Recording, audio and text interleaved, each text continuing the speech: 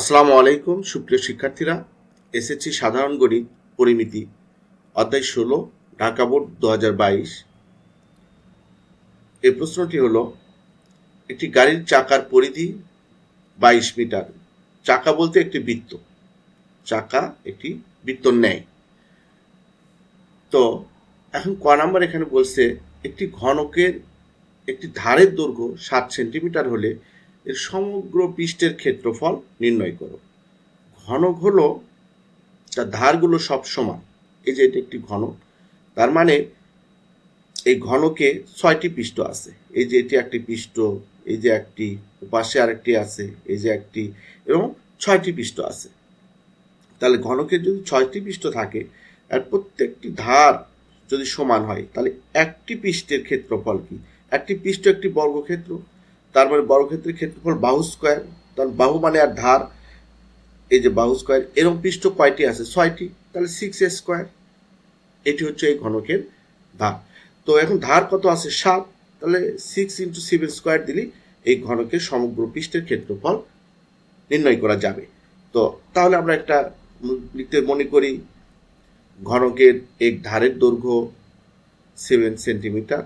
এটাকে আমরা এও ধরতে পারি, এ = 7 সেন্টিমিটার। আমরা জানি ঘনকের সমগ্র পৃষ্ঠের ক্ষেত্রফল, অর্থাৎ ঘনকের একটি পৃষ্ঠের ক্ষেত্রফল, ঘনকের যে 6টি পৃষ্ঠ আছে, সমান 6টি পৃষ্ঠ আছে, একটি পৃষ্ঠের ক্ষেত্রফল তার বাহু স্কোয়ার, তার 6টি হলে 6 × বাহু স্কোয়ার বা ধারের ওপর বর্গ। তো এখানে ধারের দৈর্ঘ্য আছে 7, তাহলে 6 × 7 স্কোয়ার, তাহলে 7 স্কোয়ারে 49 হয়। 49 আর 6 ইন্টু করলে আমরা পাই 2094, 294।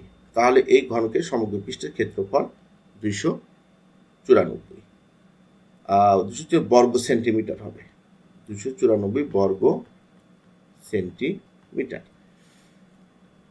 এরপরের প্রশ্নটি হলো, চাকাটিতে অন্তর্লিখিত বর্গক্ষেত্রের বাহুর দৈর্ঘ্য নির্ণয় করো। তো চাকার মধ্যে একটি অন্তর্লিখিত বর্গক্ষেত্র থাকবে একটা, এর ভিতরে একটা অন্তর্লিখিত বর্গক্ষেত্র থাকবে। এই বর্গক্ষেত্রের বাহুর দৈর্ঘ্য নির্ণয় করতে হবে। তাহলে এই চাকার পরিধি দেওয়া আছে। পরিধিটা কি? এই যে এই চতুর্পাশের দৈর্ঘ্য, বৃত্তের চতুর্পাশের দৈর্ঘ্য হচ্ছে পরিধি। চাকা যেহেতু বৃত্ত, তাহলে এটা যদি 22 থাকে, আমাদের বের করতে হবে এই যে এই বৃত্তের ব্যাস বের করতে হবে। এই বৃত্তের ব্যাস থেকে আমরা এই বর্গক্ষেত্রের বাহুর দৈর্ঘ্য বের করতে পারবো। কি করে বের করতে পারবো? এই যে আমরা জানি যে, আগে আমি দেখি যে যদি এই যে এই রকম বর্গক্ষেত্র হয়, বৃত্তটাতে আর চতুর্পাশে আছে, তাহলে আগে আমরা যদি দেখি যে এখান থেকে আমরা কিভাবে বাহু বের করব। বৃত্তে অন্তর্লিখিত বর্গক্ষেত্রের প্রতিটি বাহুর দৈর্ঘ্য যদি এ হয়, এই যে এ যদি হয় এই বাহুর দৈর্ঘ্য, তাহলে এই বর্গক্ষেত্রটি কর্ণের দৈর্ঘ্য হবে, এই যে কর্ণ, এই কর্ণের দৈর্ঘ্য হবে √2a। আমি এটা দেখাচ্ছি আগে। তো আমরা যখন এই যে এর চতুর্পাশ দিয়ে যে বৃত্ত আছে, এই বৃত্তের ব্যাস যদি আমরা বের করতে পারি, এর যে একটা বৃত্ত আছে, বৃত্তে তো অন্তর্লিখিত এই বর্গক্ষেত্রটি।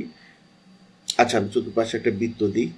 ওকে, এই যে এই বৃত্তে অন্তর্লিখিত এটি হলো বর্গক্ষেত্র। এই বর্গক্ষেত্রের কর্ণের দৈর্ঘ্য হচ্ছে √2a। এ হলো এই বর্গক্ষেত্রের বাহুর দৈর্ঘ্য। এ হলো এই বর্গক্ষেত্রের বাহুর দৈর্ঘ্য। তো বর্গক্ষেত্রের বাহুর দৈর্ঘ্য যদি এ হয়, তাহলে কর্ণ হয় √2a। তো আমি এখানে কর্ণের সূত্র কেন নিয়ে যাচ্ছি? আমাদের এই বৃত্তের দেওয়া আছে পরিধি, বৃত্তের পরিধির সূত্র কি? বৃত্তের পরিধির সূত্র হচ্ছে 2πr। তো 2πr প্রশ্ন দেওয়া আছে যে বৃত্তের পরিধি হচ্ছে 22। তো এখান থেকে কিন্তু আমরা বৃত্তের ব্যাস বের করতে পারি। 2r ইকুয়াল কি? 2r equal 22/π।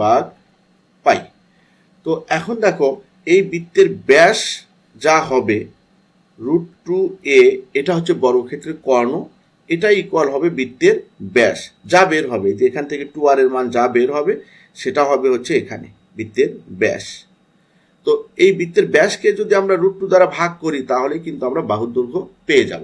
তো আমাদের প্রথম কাজ কি হবে, এই বৃত্তের ব্যাস নির্ণয় করা, কারণ বৃত্তের ব্যাসই হলো অন্তর্লিখিত বর্গক্ষেত্রের কর্ণের দৈর্ঘ্যের সমান। আবারও বলি, এই বৃত্তের ব্যাসই হলো, এই যে বৃত্তটা আছে, বৃত্তের ব্যাস তো আমরা জানি কেন্দ্র থেকে সোজা দূরত্ব, এই বৃত্তের ব্যাসই হলো অন্তর্লিখিত বর্গক্ষেত্রের কর্ণের দৈর্ঘ্যের সমান। তো আমরা যেহেতু কর্ণের দৈর্ঘ্য থেকে বাহুর দৈর্ঘ্য নির্ণয় করতে পারি, তো আগে আমাদের কি করতে হবে, বৃত্তের কর্ণ নিতে হবে, বৃত্তের বর্গক্ষেত্রের কর্ণ নির্ণয় করতে হবে। বর্গক্ষেত্রের কর্ণ মানে বৃত্তের ব্যাস। তো বৃত্তের ব্যাসটা আমরা কিভাবে পাবো, দেখো আমাদের এখানে দেওয়া আছে বৃত্তের পরিধি, এই বৃত্তটার পরিধি দেওয়া আছে, চাকার পরিধি মানে বৃত্তের পরিধি 22 মিটার দেওয়া আছে। তো বৃত্তের ব্যাসার্ধ যদি, এই যে এটাকে ব্যাসার্ধ বলে, এই ব্যাসার্ধ যদি r মিটার হয়, তাহলে পরিধি কি, পরিধি মানে এই যে চতুর্পার্শ্বের দৈর্ঘ্য, এটা হলো পরিধি, এই পরিধি হচ্ছে 2πr। তাহলে 2πr ইকুয়াল কি হবে, প্রশ্নে দেওয়া আছে 22 মিটার, প্রশ্নে দেওয়া আছে বৃত্তের পরিধি 22 মিটার। এখান থেকে কিন্তু আমরা বৃত্তের ব্যাস বের করতে, আমি ব্যাসার্ধ আগে বের করতেছি, ব্যাসার্ধকে 2 দ্বারা গুণ করলে ব্যাস হয়। তো এটাকে 22কে যদি 2π দ্বারা ভাগ করি, 22 ভাগ 2 ইন্টু পায়ের মান 3.1416, এটা দিয়ে যদি আমরা ভাগ করি তাহলে পাই হচ্ছে ব্যাসার্ধ পাই 3.5। এখন এই যে বৃত্তের আমরা যে ব্যাসার্ধ বের করলাম, এটা হচ্ছে বর্গক্ষেত্রের কর্ণের দৈর্ঘ্যের সমান। তার বর্গক্ষেত্রের কর্ণের দৈর্ঘ্যটা কি করব, বৃত্তের ব্যাসের সমান। এটা ব্যাসার্ধ বের হয়েছে, ব্যাসার্ধকে 2 দ্বারা গুণ করলে, ব্যাসার্ধকে 2 দ্বারা গুণ করলে আমরা কি পাই, ব্যাসার্ধ একে আমরা 2 দ্বারা গুণ করবো, অর্থাৎ 2r।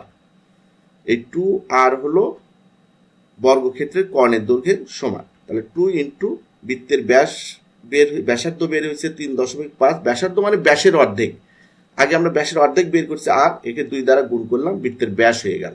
বাস, বৃত্তের ব্যাস যেটা আমরা বের করেছি এই 60 মিটার, এই বৃত্তের ব্যাসই হলো এর ভিতর যদি অন্তর্লিখিত বর্গক্ষেত্র হয়, সেই বর্গক্ষেত্রের কর্ণের দৈর্ঘ্যের সমান। তো এখন আমরা যেহেতু এই যে এখানে পেয়ে গেছি, এই বর্গক্ষেত্রে যদি প্রতিটি বাহুর দৈর্ঘ্য যদি a হয়, এটা a, এটা a, এটা a, এটা যদি a হয়, তাহলে বৃত্তের অন্তর্লিখিত বর্গটির প্রতিটি বাহুর দৈর্ঘ্য a হলে আমরা আগে কর্ণের দৈর্ঘ্য, কর্ণই হচ্ছে বৃত্তের ব্যাসের সমান। তাহলে বর্গক্ষেত্রে কর্ণের দৈর্ঘ্য √2a।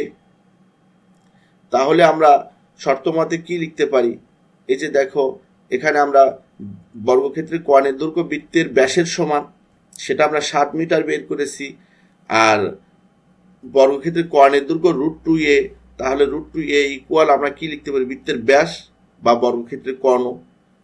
তাহলে √2a ইকুয়াল 7, a ইকুয়াল তাহলে কি হবে 7/√2। এটা আমরা ভাগ করলে এই যে বর্গক্ষেত্রের বাহুর দৈর্ঘ্য পেয়ে গেলাম 4.95 মিটার প্রায়।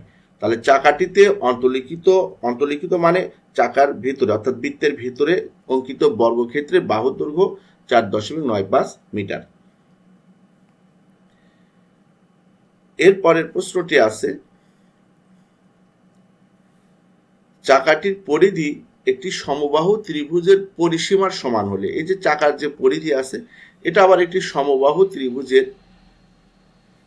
ত্রিভুজের পরিসীমার সমান হলে এদের ক্ষেত্রফলের অনুপাত নির্ণয় করো। তো দেখো এখানে ক্ষেত্রফলের অনুপাত লাগবে। চাকার ক্ষেত্রফলের সূত্র আমরা কি জানি, প্রশ্নে বলা হয়েছে চাকার ক্ষেত্রফল এবং সমবাহু ত্রিভুজের ক্ষেত্রফল এর অনুপাত নির্ণয়। চাকা যেহেতু বৃত্ত, এর ক্ষেত্রফলের সূত্র কি, πr²।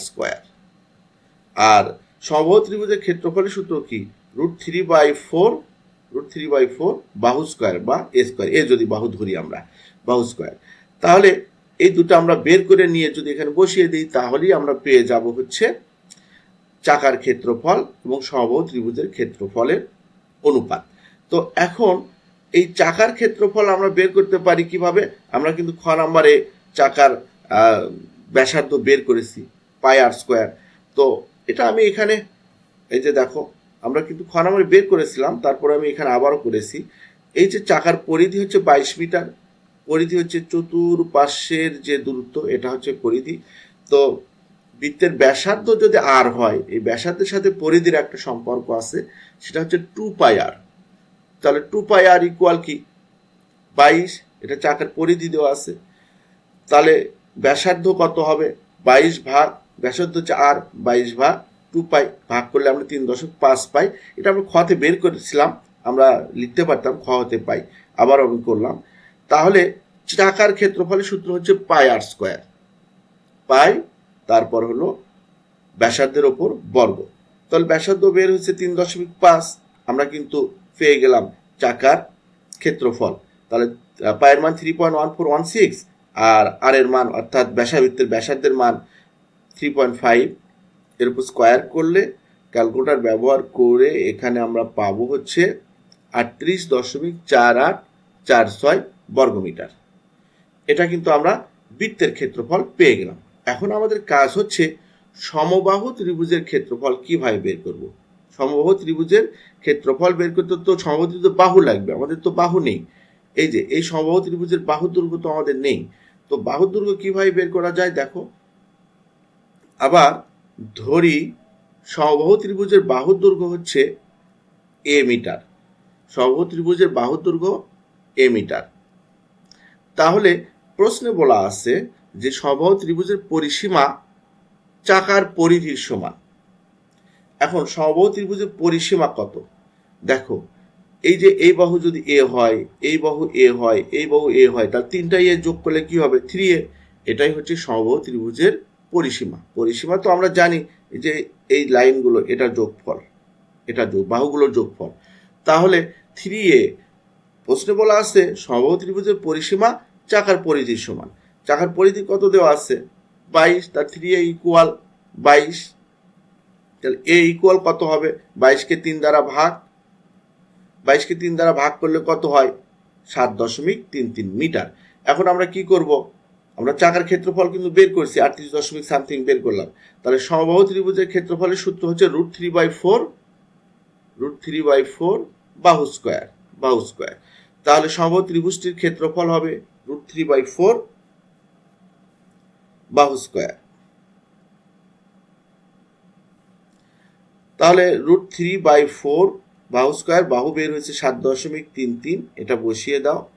7.33 এর উপর বর্গ করে √3 দ্বারা গুণ করে 4 দ্বারা ভাগ করলে আমরা পাবো 23.2653 বর্গমিটার। তোমরা হিসাবগুলো করে নিবে, যদি ভুল থাকে সংশোধন করে নিবে।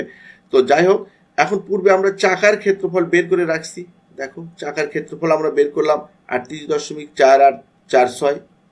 তাহলে এখানে সমবাহু ত্রিভুজের ক্ষেত্রফলও বের করলাম। এখন এটা অনুপাত করে দিব। এটাই প্রশ্নে বলা আছে যে চাকার ক্ষেত্রফল আর সমবাহু ত্রিভুজের ক্ষেত্রফলের অনুপাত নির্ণয় করো।